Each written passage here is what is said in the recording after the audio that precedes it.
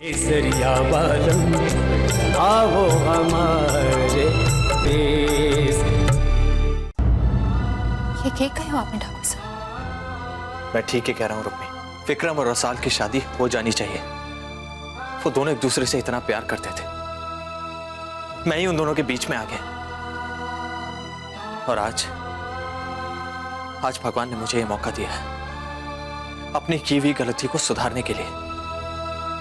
रुक्मी, विक्रम का तुम्हें इस तरह अचानक मिलना इसी गुत्थी की एक कड़ी है जो हमारे मठ में मिलने से शुरू हुई थी। शायद भगवान ने मुझे इसीलिए जिंदा रखा है रुक्मी। शायद इसलिए मेरी याददाश्त चली गई है ताकि अपने जीवन में की हुई सारी गलतियों को सुधारने का मुझे मौका मिल सके। मैंने फैसला कर लिया रुक्मी, मैं रसाल को तलाक दूंगा ताकि विक्रम और रसाल एक दूसरे से शादी कर सके, एक हो सके। तलाक? आप जानो हो ठाकुर साहब, एक बीन निवासी ये शब्द सुनना भी कितना बड़ा अभिशाप है। अपने बीन से हमेशा वास्ते दूर होकर जीवन बिताना, समाज के ताने सुनना नर्क से भी बदतर होवे है ठाकुर साहब। आप सिर्फ अपने बारे में सोचकर रसाल को इतनी घनी सजा काहे दे रहे हो ठाकुर साहब? माना कि आपको रसाल से प्रेम ना है, पर जिसने तन मन वचन से आपको अपनाकर खुद को आपके विश्वास पर सौंपती हो, रसाल को तलाक देने का मतलब है उसे ये जताना कि अब वो हम दोनों के बीच का कांटा बन गई है और अब उसकी अठे जरूरत ना है। इस वास्ते हम अपना जीवन आसान करने वास्ते उसे विक्रम के पल्ले बांध रहे। अब सोचने के लिए तो इंसान कुछ भी सोच सकता है रुक्मी, और मैं ये बात अच्छी तरह जानता हूं कि मेरे इस फैसले को स्वीकार नहीं किया जाएगा। लेकिन फिर भी मैं ये करना चाहता हूं, खुद के लिए नहीं, रसाल के लिए, उसकी खुशी के लिए।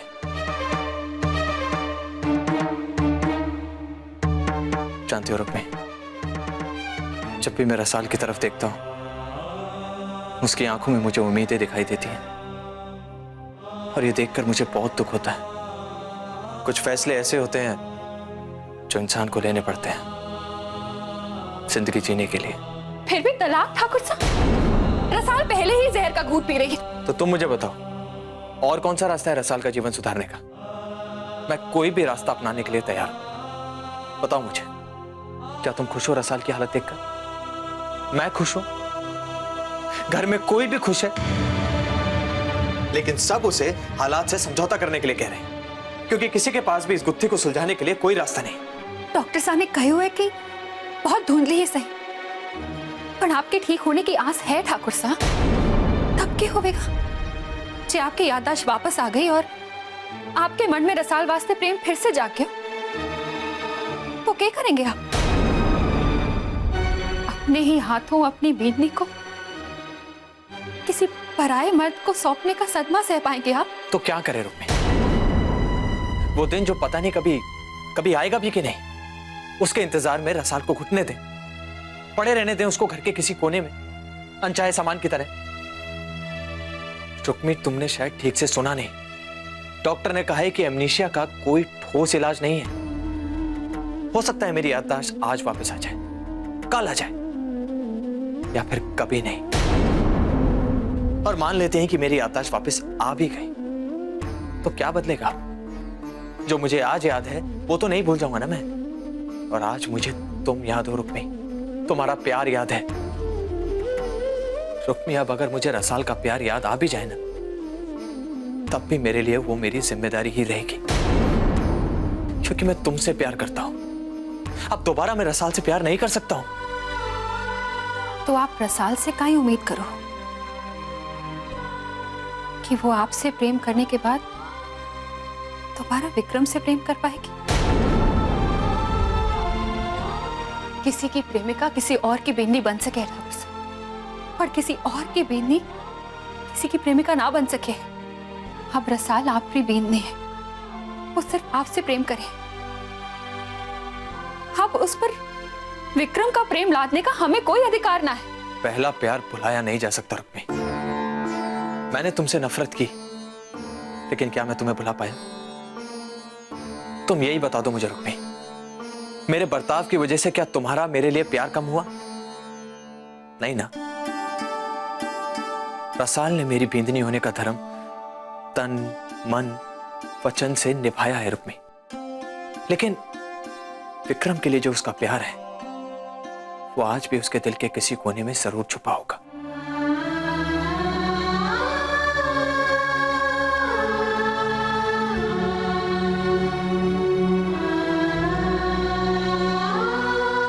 तुम मुझे सिर्फ इतना बता दो रुक्मी, रसाल को उसकी खुशियां लौटाने में तुम मेरा साथ दोगी या नहीं? जरा सोचो रुक्मी, जब रसाल और विक्रम एक होंगे, खुश होंगे, तो रसाल के दिल में फिर से एक बार जीने की उमंग जाग उठेगी, आंखों में सपने होंगे, और तुम देखना तब तुम दोनों बहनों के बीच की जो दूरी है ना वो भी कम हो जाएगी। रुक्मी, रसाल को भी प्यार करने और प्यार पाने का हक है, और यह प्यार मैं उसे नहीं दे सकता, ये सिर्फ उसे विक्रम दे सकता है। ये तलाक हो जाने दो रुक्मी, एक साथ 4 जिंदगियां संवर जाएंगी। मैं तुमसे बहुत प्यार करता हूं रुक्मी, और तुम्हारे सिवा किसी और से प्यार नहीं कर सकता। जानती हो, मैं जब भी रसाल को देखता हूं मुझे इस बात का एहसास होता रहता है कि मैंने बिना तुम्हारी गलती के, बिना तुम्हें समझे, तुम क्या चाहती हो, जिंदगी भर मैं इस बोझ तले तड़पता रहूं?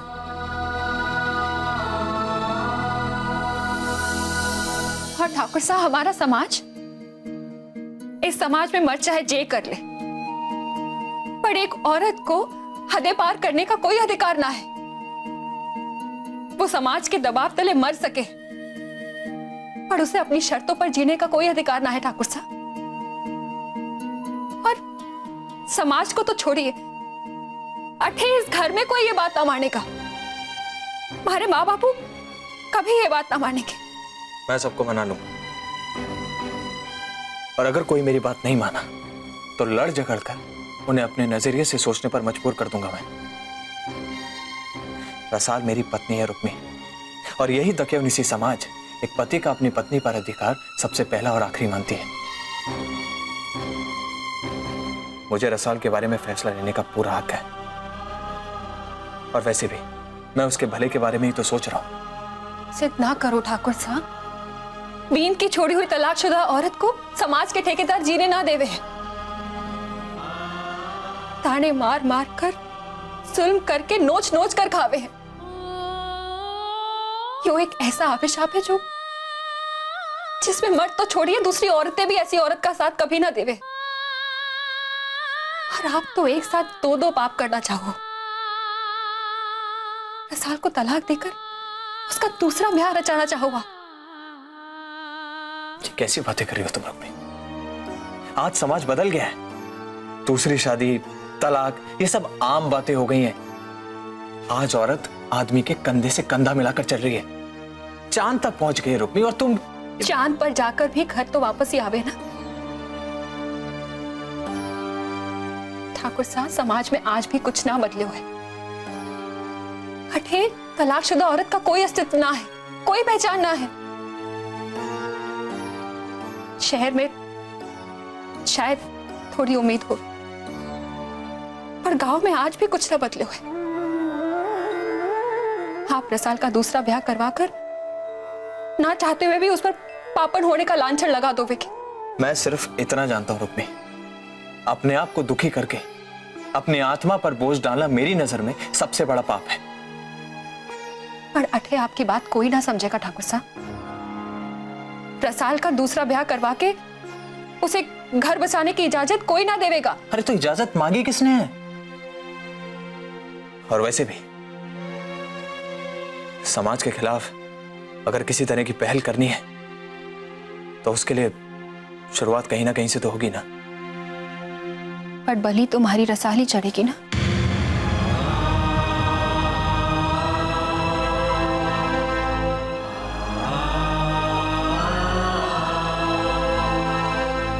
पर रसाल कभी दूसरों ब्याह वास्ते ना मानेगी ठाकुर साहब। आप उससे कहेंगे तब भी ना। रसाल पढ़ी लिखी जरूर है, पर मन से वो घनी संस्कारी है। वो इसे पाप मानेगी और शायद वो अपनी जान भी दे दे, पर ऐसा कभी ना करेगी। आप ठीक कहो ठाकुर साहब, वो ना हो सके। ये तुम कह रही हो रुक्मी? तुम मुझ पर विश्वास नहीं कर सकती रुक्मी कि हम दोनों मिलकर ऐसा कर सकते हैं? ऐसा हो सकता है रुक्मी? तुम्ही ने तो मुझे बताया था किस तरह रसाल तुम्हारी खुशी के लिए, तुम्हारे अधिकार के लिए घर वालों से, समाज से लड़ती रही। किस तरह कोशिश करके नामुमकिन को मुमकिन करके दिखाया था उसने। तुम्हारे होने वाले बच्चे को नाजायज ना कहा जाए, उसे उसका अधिकार मिले, इसके लिए उसने मां बनने का झूठा नाटक तक किया था। रसाल ने तुम्हारे लिए इतना कुछ किया है रुक्मी, सबका सामना करके भी उसने हार नहीं मानी, तुम्हारे लिए लड़ती रही। तो अब तुम क्यों हार मान रही हो? लड़ाई शुरू होने से पहले तुम हथियार डाल रही हो। क्योंकि अब रसाल सिर्फ आपसे प्रेम करे ठाकुर साहब, सच्चा प्रेम। रसाल ने हमारे वास्ते जो किया मैं उसे कभी ना भुला पाऊंगी। मैं भी चाहूं कि रसाल खुश रहे, और मैं ये भी जानूं ठाकुर साहब कि उसकी खुशी आप में है। जे आप रसाल को सचमुच खुश देखना चाहो, उसका जीवन सुधारना चाहो, तो आप रसाल को मन से अपना लो, स्वीकार कर लो उसके प्रेम को। हर मां अपनी बेटी को यह बात खोट कर पिलाती है कि उसका पति परमेश्वर है, वो जैसा भी है उसे स्वीकार करो। और यही तुमने भी उसे सिखाया, उसे मजबूर किया मुझे स्वीकार करने के लिए, और उसने एक अच्छी संस्कारी बेटी की तरह तुम्हारी बात मान ली। लेकिन रुक्मी, अब कब तक हम उसकी अच्छाई का फायदा उठाते रहेंगे? इसे प्यार का नाम देकर खुद को और उसको कब तक धोखा देते रहेंगे हम? क्यों कहो आप ठाकुर साहब, आप रसाल के प्रेम को स्वीकृति का नाम देकर उसका अपमान करो। हमारी संस्कृति का आधार हो गए है यही। सदियों से बींद और बींदनी बिना एक दूसरे को जाने, बिना एक दूसरे से प्रेम किए बंधते आए हैं इस रिश्ते में। प्यार का आधार ही हो गए है स्वीकृति ठाकुर साहब। रुक्मी, तुम्हें मेरी बात कड़वी जरूर लगेगी, लेकिन जीवन का यही सच है। अगर कोई इंसान किसी एक हालात का रोज सामना करे, या कोई ऐसी बात रोज करे जो भले ही उसकी मर्जी के खिलाफ क्यों ना हो, उसे वो बात करने की आदत हो जाती है, और फिर हम सभी उस बात को उसकी जिंदगी मानने लगते हैं। और यही रसाल के साथ हुआ है। तुम्हें नहीं लगता रुक्मी, अब वक्त आ गया है कि रसाल अपने मन में खुद टटोले कि उसके मन में कौन है, उसे क्या चाहिए। कब तक मजबूर होकर इसी तरह वो हालात को स्वीकार करती रहेगी?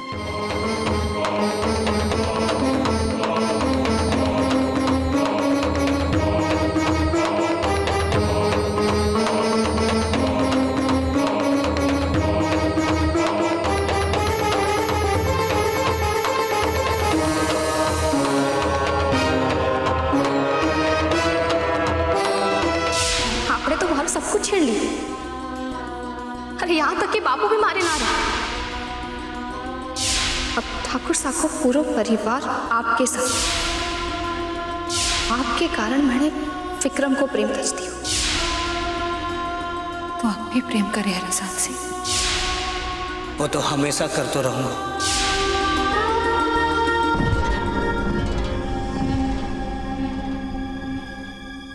अब क्या सोच रही हो रुक्मी? अब सोचने के लिए कुछ नहीं बचा। अब हमें मिलकर वो करना है जो हमारी वजह से बहुत पहले नहीं हो पाया था। अब समाज के बारे में मत सोचो रुक्मी, ये मत सोचो कि घर वाले क्या कहेंगे।